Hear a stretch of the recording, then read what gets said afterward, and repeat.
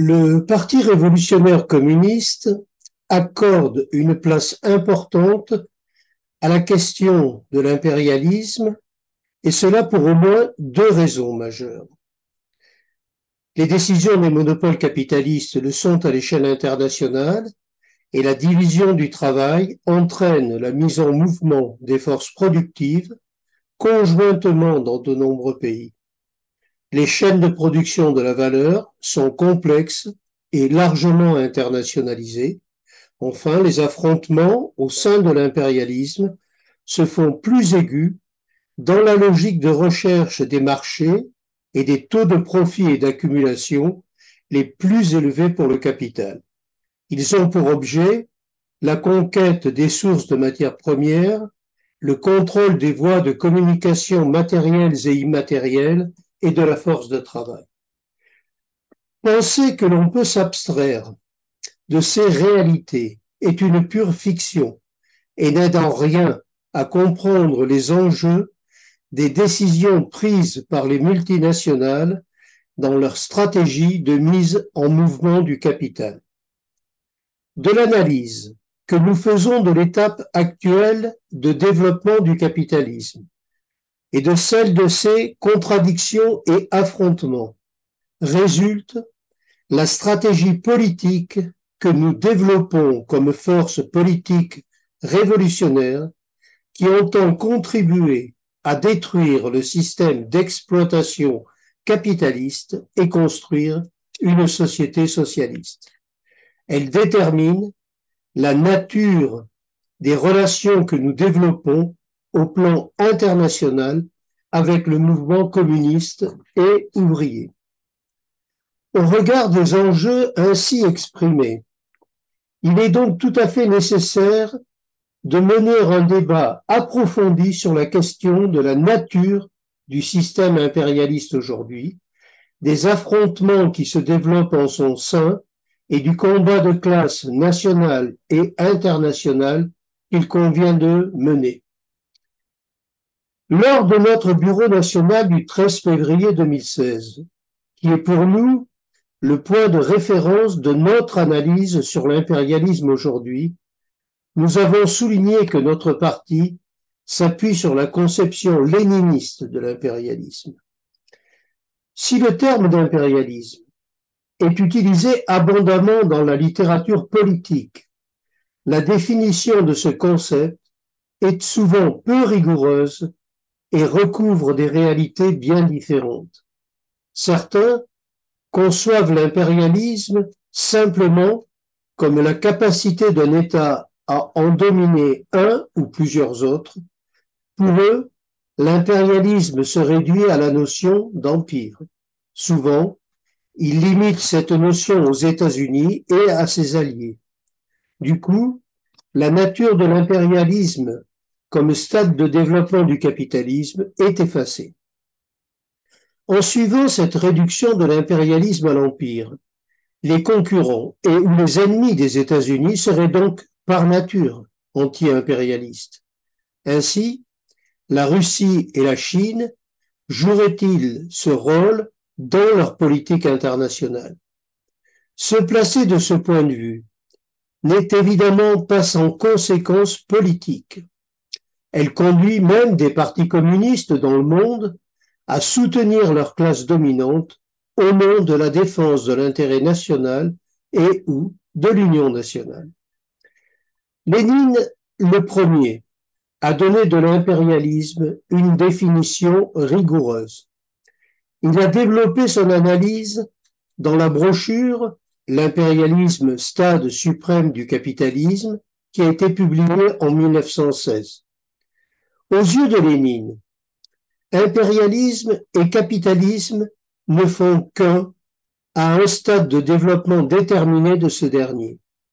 Lénine écrit, je le cite, « L'époque du capitalisme moderne nous montre qu'il s'établit entre les groupements capitalistes certains rapports basés sur le partage économique du monde et que parallèlement et conséquemment, il s'établit entre les groupements politiques, entre les États, des rapports basés sur le partage territorial du monde, sur la lutte pour les colonies, la lutte pour les territoires économiques. L'analyse de Lénine s'appuie sur la loi de développement de l'économie capitaliste, celle de la recherche du taux de profit maximum, de l'accumulation et de la concentration du capital. Lénine donne de l'impérialisme une définition englobant les 5 caractères fondamentaux suivants. La concentration de la production et du capital parvenue à un degré de développement si élevé qu'elle crée les monopoles, dont le rôle est décisif dans la vie économique, la fusion du capital bancaire et du capital industriel, et la création sur la base de ce capital financier d'une oligarchie financière, l'exportation des capitaux, qui prend une importance toute particulière dans le processus de globalisation de la production, du commerce et des finances, la formation d'unions internationales monopolistes de capitalistes qui se partagent le monde et de nouvelles formes de partage du monde. La définition de l'impérialisme, selon Lénine, décrit donc un système et non la simple domination d'un État sur un autre. Lénine souligne que s'il peut y avoir des coalitions impérialistes, y compris militaires, il n'y a pas d'exploitation de l'univers en commun par les monopoles et les États impérialistes. Il y a toujours concurrence entre les États, les monopoles, il y a toujours lutte pour le partage du monde, tandis que les grandes puissances tendent à l'hégémonie.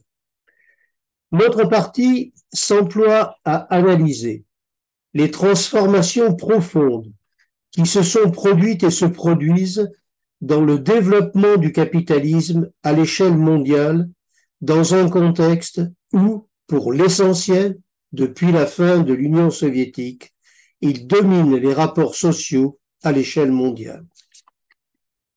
Le rapport d'ouverture de notre 9e congrès en juin 2023 qualifie ainsi les tendances de développement du capitalisme mondialisé. Je cite, « Aujourd'hui, le capital doit aller plus loin et plus vite dans la course au profit. Il veut accroître son terrain de chasse en concurrence féroce dans la guerre de repartage des marchés et des ressources naturelles pour capter les sources de profit, pour plus d'exploitation des travailleurs, plus d'oppression des peuples, plus de domination des États et des territoires, plus de guerres de pillage. » Ainsi, depuis le XXIe siècle et après 2 guerres mondiales impérialistes, la domination des monopoles transnationaux, la fusion du capital financier et du capital industriel, la mondialisation capitaliste avec les processus de délocalisation de la production, d'internationalisation du commerce et du capital financier, la domination mondiale de l'oligarchie financière, tous les traits dont Lénine avait cerné les caractéristiques se sont développés et approfondis. Les monopoles sont désormais des multinationales. Elles ne se contentent pas de rechercher de nouveaux revenus, elles recherchent une nouvelle main-d'œuvre abondante et moins chère et des nouveaux marchés plus vastes que ceux de leur pays d'origine. Elles utilisent au mieux de leurs intérêts les nouvelles technologies. Elles disposent de l'appui massif de leurs États d'origine. L'impérialisme aujourd'hui est plus déterminé par la prédominance des relations économiques et financières, ce que l'on nomme parfois le néocolonialisme, et plus rarement par l'asservissement pur et simple et l'occupation physique. Nous reprendrons ici à ce propos l'analyse du dirigeant ghanéen Kwame Nkrumah, qui en donne, dans l'introduction de son livre Le néocolonialisme, dernier stade du capitalisme, de l'impérialisme, une définition particulièrement pertinente. Je le cite. L'essence du néocolonialisme, c'est que l'État qui y est assujetti est théoriquement indépendant, possède tous les insignes de la souveraineté sur le plan international, mais en réalité, son économie et par conséquent sa politique sont manipulés de l'extérieur. Évidemment, l'exploitation des peuples prend des formes différentes suivant qu'il s'agisse de nations subissant le néocolonialisme ou de celles appartenant à l'impérialisme dominant. Je voudrais aborder maintenant des questions concernant la guerre sur le territoire de l'Ukraine. Notre parti a longuement développé son analyse sur la guerre qui se développe sur le territoire de l'Ukraine et il a participé à des déclarations communes du mouvement communiste à l'échelle internationale. Pour analyser la situation présente, il faut mesurer que nous sommes rentrés dans une étape nouvelle du développement capitaliste avec une concentration des monopoles qui s'est accentuée. La fusion du capital financier, commercial et industriel est devenue la règle à l'échelle de toute la planète. Ainsi, en 2021, 5 815 milliards de dollars d'opérations fusion-acquisition ont été comptabilisés, soit une hausse de 63% sur 2020. À cette étape, le partage du monde, de ses ressources et des zones d'influence est plus que jamais à l'ordre du jour. Il concerne tous les continents, l'Asie, l'Europe, l'Amérique, l'Afrique et quasi tous les pays.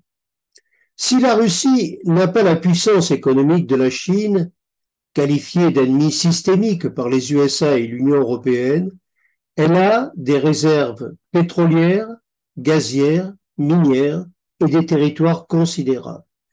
Elle est une puissance nucléaire du niveau des USA et elle entend, pour ses monopoles, préserver son espace d'influence en Europe, dans les Balkans et en Asie centrale.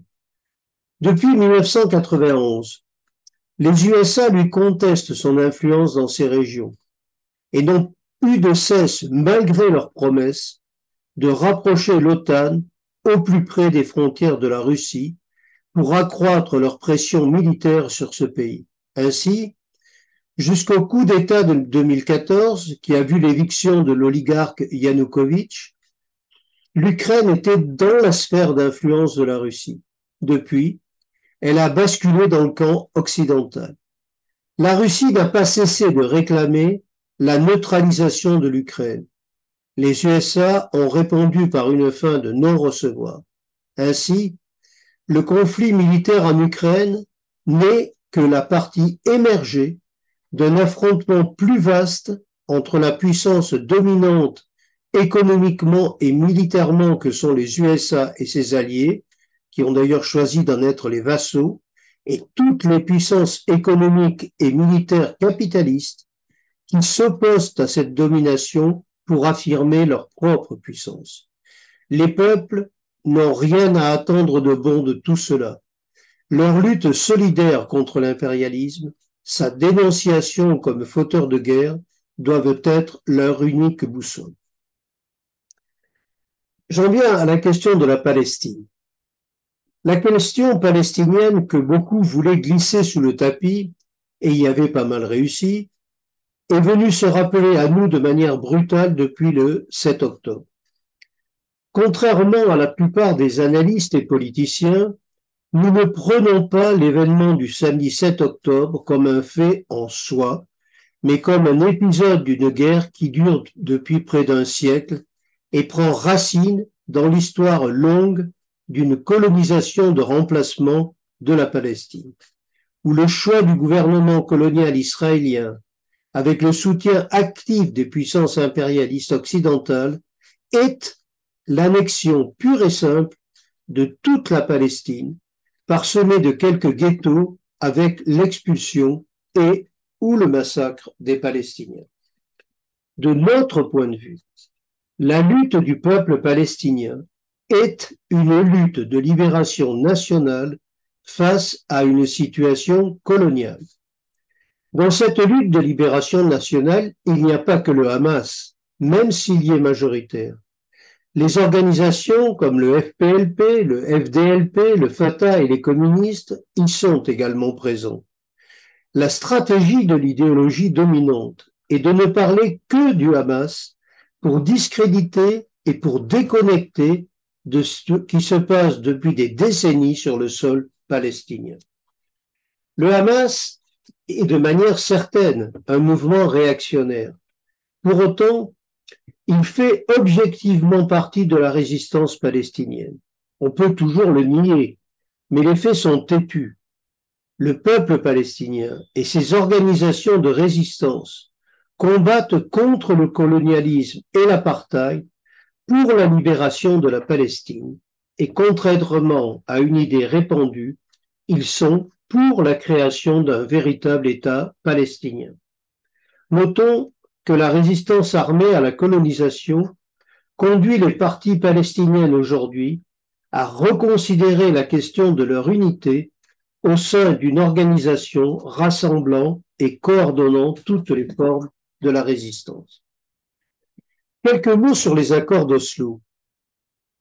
Oslo, en 1993, devait ouvrir la voie à la création d'un État palestinien en l'espace de 5 ans, soit en 1998, ce qui est déjà assez loin.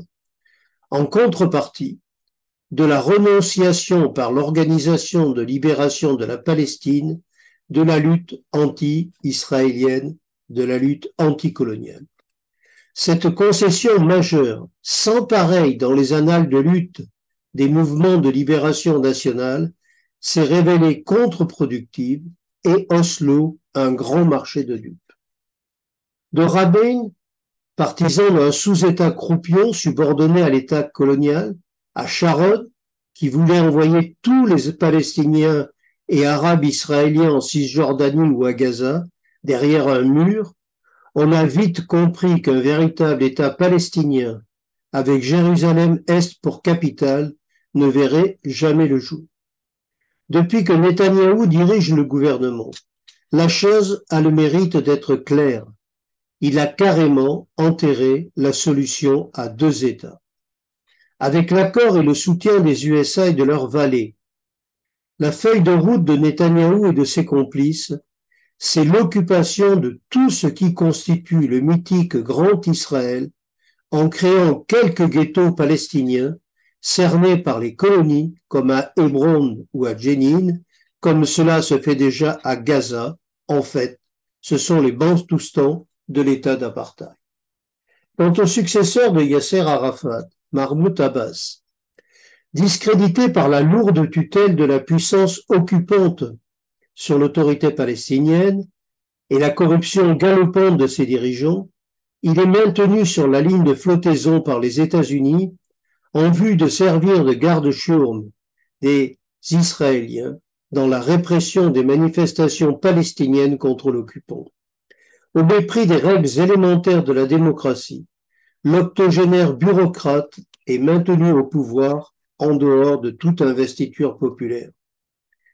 Avec la complicité active des États-Unis et des pays européens, pour qui, notons-le, Israël est le rempart de leurs intérêts au Proche et Moyen-Orient, la droitisation extrême de la société israélienne a propulsé en 2022, au terme de 4 consultations électorales, une coalition xénophobe, fasciste, pervertissant durablement un pays que ses nombreux sympathisants occidentaux qualifient d'unique démocratie du Moyen-Orient, ce qui donne à penser d'ailleurs que l'intégrisme juif serait plus soluble dans la démocratie que l'intégrisme musulman.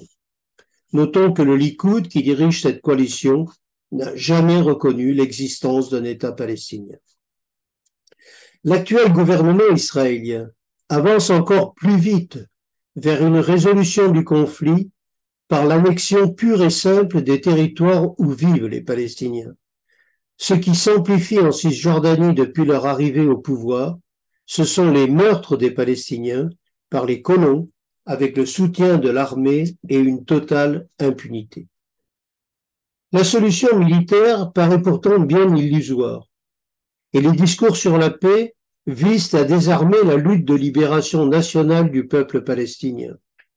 La fin de la situation coloniale avec un État palestinien ayant Jérusalem-Est pour capitale, ce n'est pas pour demain. Les Palestiniens ont raison de ne pas croire au discours de la paix.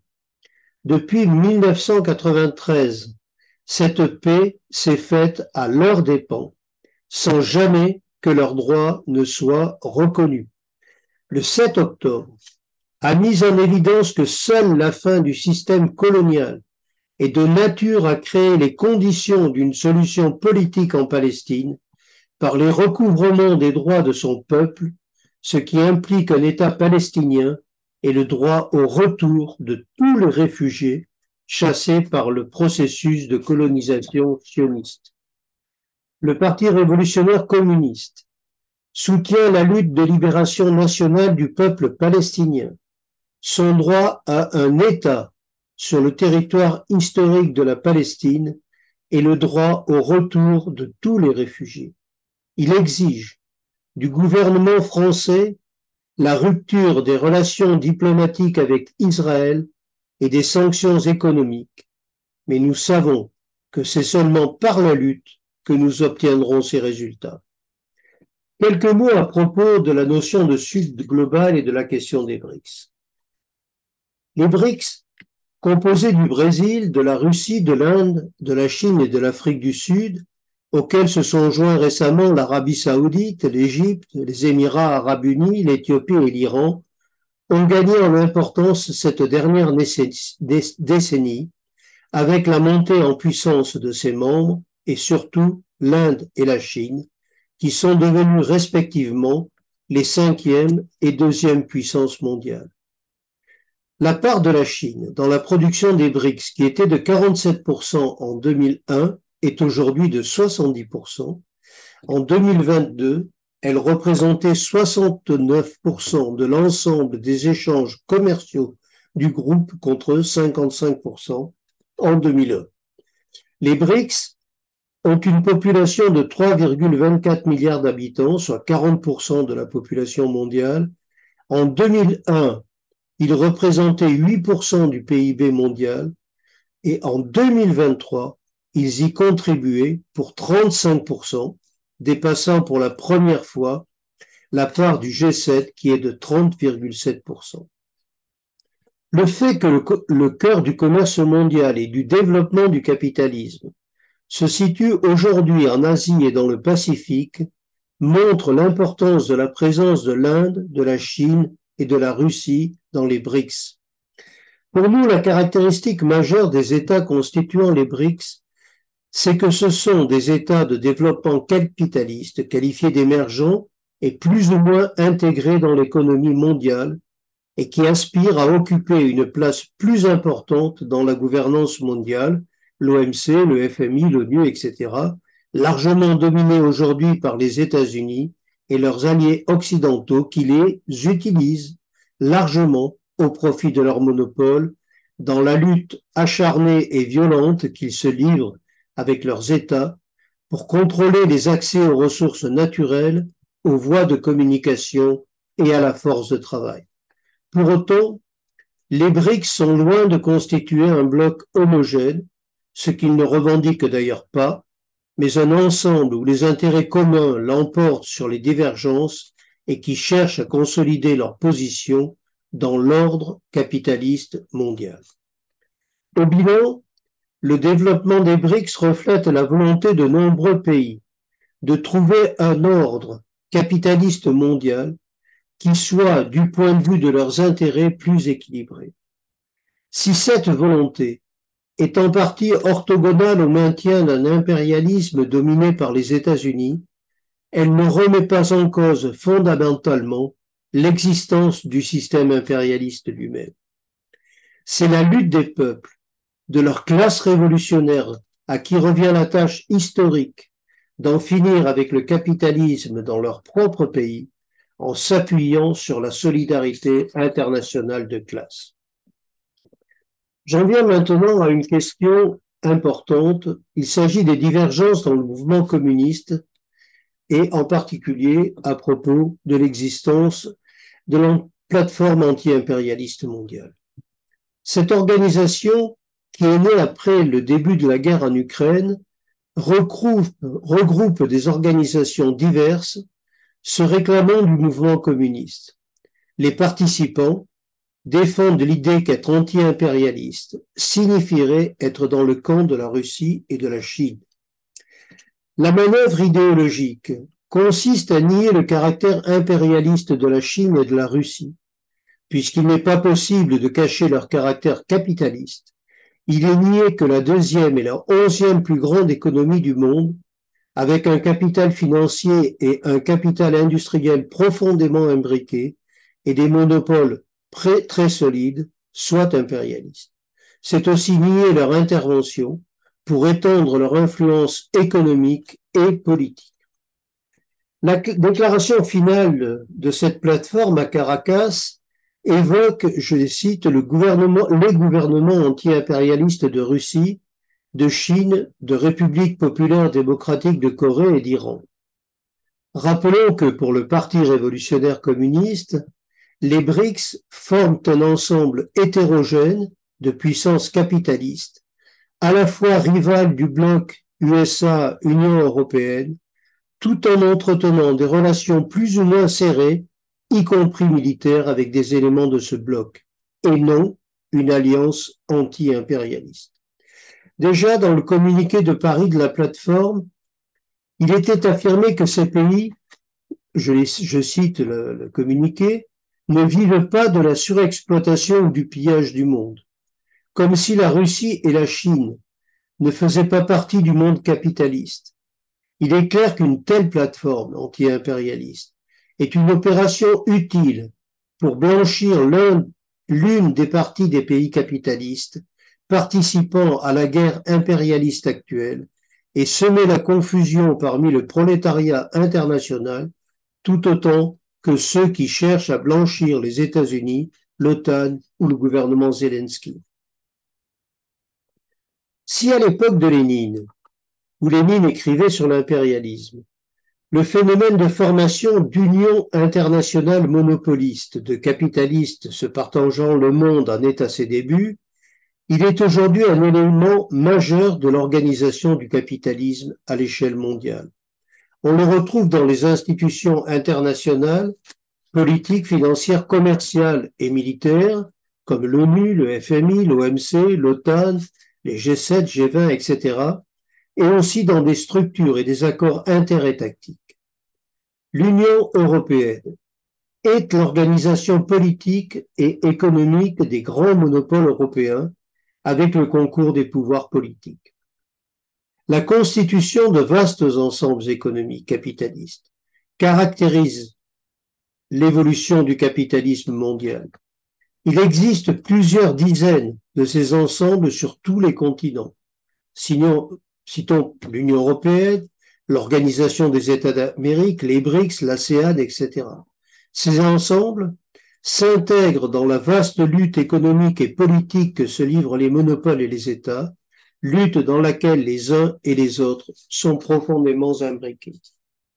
L'Union européenne, elle est formellement la première puissance économique du monde devant les États-Unis, la Chine et le Japon. Rappelons-nous ce que disent Marx et Engels dans le manifeste du Parti communiste à propos de la concentration économique du capital et de sa traduction politique. Je les cite. La bourgeoisie supprime de plus en plus la dispersion des moyens de production, de la propriété et de la population. Elle a aggloméré la population, centralisé les moyens de production et concentré la propriété dans un petit nombre de mains. La conséquence nécessaire de ces changements a été la centralisation politique. On est impressionné par l'actualité et la justesse politique de ce texte écrit en 1848. Comment se traduit-elle au niveau de cette Union européenne, elle qui fut conçue sur les fonds baptismaux de la Communauté européenne du charbon et de l'acier en 1951 et de la Communauté économique européenne à travers le traité de Rome en 1957, avec comme objectif la soumission économique, militaire et idéologique à l'impérialisme états-unien dans le cadre de la guerre froide contre l'URSS. En Europe, comme dans tous les pays capitalistes, Les véritables chefs d'État, ce sont les propriétaires des grands moyens de production et d'échange. Le personnel politique, à tous les niveaux, est à leur entier service. Le mécanisme européen de stabilité pèse très lourdement sur les États, tenus d'accepter les conditions draconiennes qui leur sont imposées pour rembourser ce que la Banque centrale européenne leur avancera. C'est une mainmise européenne, supranationale sur l'économie de nos pays, mis dans l'obligation de respecter la discipline du capital. Le résultat de ces pactes et mesures de toutes sortes qui s'enchaînent, c'est l'appauvrissement continu des peuples de cette Europe et du nôtre en particulier. Les gouvernements de droite ou socialistes des pays européens ont mis en place, au fur et à mesure, des structures pour renforcer l'intégration des pays et des peuples. L'euro est un instrument d'intégration économique et politique des pays dans l'Union européenne et un outil pour renforcer les moyens du capitalisme européen dans la concurrence mondiale. L'euro est partie prenante de la guerre monétaire capitaliste entre puissances. Avec le mécanisme européen de stabilité, les plans d'austérité, les réductions drastiques des dépenses publiques et sociales, la casse des droits du travail et des droits sociaux, l'accélération des privatisations font des ravages dans tous les pays européens. Mais cela est loin de suffire. Le capital exige d'aller beaucoup plus loin et d'y aller plus vite. Au nom de la compétitivité, tout est tiré vers le bas. Les salaires, les retraites, la sécurité sociale, les indemnités, les entreprises et les services non compétitifs sont condamnés. Les salariés sont privés d'emploi. En imposant la libre circulation des travailleurs dans l'Union européenne, en exigeant l'ouverture du marché du travail, les dirigeants capitalistes de Bruxelles, avec l'accord des États membres, organisent sciemment la pression sur l'emploi et les salaires des travailleurs. L'Union européenne cherche des accords de libre-échange avec d'autres ensembles économiques ou pays. Sur le plan militaire, les pays de l'UE se sont mis sous la coupe du pays impérialiste dominant, les États-Unis, par leur participation à l'OTAN, dont la France fait partie du commandement intégré. De ce fait, ils sont des pions au service des intérêts états-uniens qui en fixent la stratégie. Des agressions contre la Yougoslavie, conduisant à son démantèlement, à celles contre la Syrie, l'Irak, la Libye, à la participation active à la guerre impérialiste sur le territoire de l'Ukraine, au soutien indéfectible à l'État colonial d'Israël, les pays de l'UE assument sans complexe le rôle de défenseur des intérêts de l'impérialisme occidental et surtout états-unien. Répondant aux exigences des États-Unis, partout, les budgets militaires flambent au détriment des besoins de la société, entraînant à une spirale guerrière dangereuse pour la paix mondiale.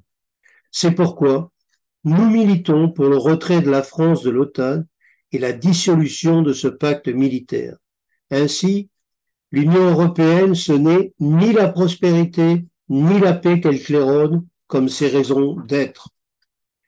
Si l'objectif de l'Union européenne est la constitution d'un pôle impérialiste puissant servant ses grands monopoles, elle n'en est pas moins traversée par des intérêts contradictoires, comme en témoignent les profondes divergences apparues sur les questions énergétiques et de défense.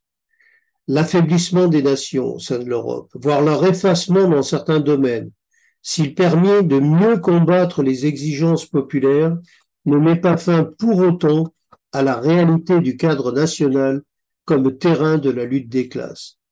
Ce sont donc toutes ces questions qui font et feront l'objet de notre bataille politique lors des élections européennes du 9 juin avec notre liste communiste. Parce que la réalité, c'est le caractère capitaliste et impérialiste de la construction européenne, nous nous attacherons à organiser les travailleurs dans la lutte pour combattre le capitalisme et les effets négatifs de son développement en montrant que la seule issue, c'est de mettre fin à ce système prédateur de l'homme et de la nature et dont tout montre qu'il est néfaste pour l'humanité tout entière et pour construire une société sans exploitation de l'homme par l'homme, une société de coopération des producteurs de richesses, de paix et de solidarité entre les peuples, une société socialiste. Dire quelques mots maintenant sur la question de la France, puissance néocoloniale et coloniale impérialiste. La France, qui fut une grande puissance coloniale, possédant un empire où, je cite, le soleil ne se couchait jamais, c'est ce que disaient les laudateurs, a vu, comme ce fut aussi le cas pour le Royaume-Uni, sa place reculer dans le système impérialiste à partir de la fin de la Première Guerre mondiale, puis à la fin de la Seconde. Pour autant, la France demeure une puissance impérialiste en Afrique. La France demeure une puissance impérialiste. En Afrique, elle cherche à maintenir par tous les moyens son précaré de domination néocoloniale, de plus en plus contestée par les peuples et la concurrence des autres forces impérialistes. Membre de l'OTAN et participant à son commandement, elle est une puissance nucléaire, la seule en Europe, mis à part le Royaume-Uni et la Fédération de Russie. Elle est membre du Conseil de sécurité de l'ONU. Elle possède une influence importante, bien qu'en recul. À quelques exceptions près, qui fut par exemple le refus de participer directement à la guerre américaine en Iran en 2023, elle a emboîté le pas de son tuteur états-unien, que ce soit en Yougoslavie, Libye, Syrie, Ukraine, et n'a jamais ménagé son soutien à l'État colonial israélien. Si le rappel du passé colonial de la France montre qu'elle fut une puissance dominante, le colonialisme français a-t-il disparu pour autant? La réponse est non. Il reste de cette domination coloniale des territoires dans ce que l'on appelle pudiquement territoires et départements d'outre-mer. Compte tenu des zones qu'ils occupent, ils constituent un ensemble économique et stratégique pour l'impérialisme français, lui assurant une présence économique et militaire dans les Caraïbes, dans l'océan Indien et dans la zone Pacifique. En termes économiques, ces colonies donnent à la France un territoire maritime exclusif exceptionnel. De plus, une partie de la force de travail est utilisée en métropole pour couvrir des besoins économiques spécifiques, tout particulièrement dans les services publics hospitaliers. Avec les peuples, encore sous un régime colonial, et qui se battent pour les qualités des droits et leur indépendance, nous menons un combat commun, celui contre l'impérialisme. Combattre le capitalisme et donc l'impérialisme passe d'abord par la lutte contre son propre impérialisme. C'est pourquoi notre parti s'est toujours clairement prononcé et opposé à la politique internationale de la France. C'est pourquoi nous militons pour le retrait de la France de l'alliance impérialiste qu'est l'OTAN. Tout montre qu'il ne saurait y avoir de lutte de classe nationale sans les mettre en perspective avec l'évolution des rapports de force à l'échelle internationale. C'est pourquoi notre parti a marqué son intérêt pour la création de l'Action communiste européenne à l'initiative du Parti communiste de Grèce sur des bases anti-impérialistes claires et entend y participer. Cela ne signifie pas, bien au contraire, une espèce de fuite en avant qui consisterait à fuir le terrain de la nation comme champ concret de ces affrontements, mais au contraire, à les porter dans une perspective de solidarité internationaliste et de complémentarité. Cela passe évidemment par une compréhension de ce qu'est le capitalisme moderne dans sa forme impérialiste avancée. Pour terminer, je veux souligner combien le renforcement idéologique et organisationnel de notre parti révolutionnaire communiste est d'une absolue nécessité pour mener la lutte des classes. Certains nous disent « vous n'êtes pas assez fort ». Et comme le disait justement Lénine, que je tiens à citer à ce propos, et je le cite, un seul véritable révolutionnaire dans une usine, une mine, un syndicat, un régiment, un bateau de guerre vaut infiniment mieux que des centaines de petits bourgeois pseudo-révolutionnaires cuisant dans leur propre jus. Je vous remercie de votre attention.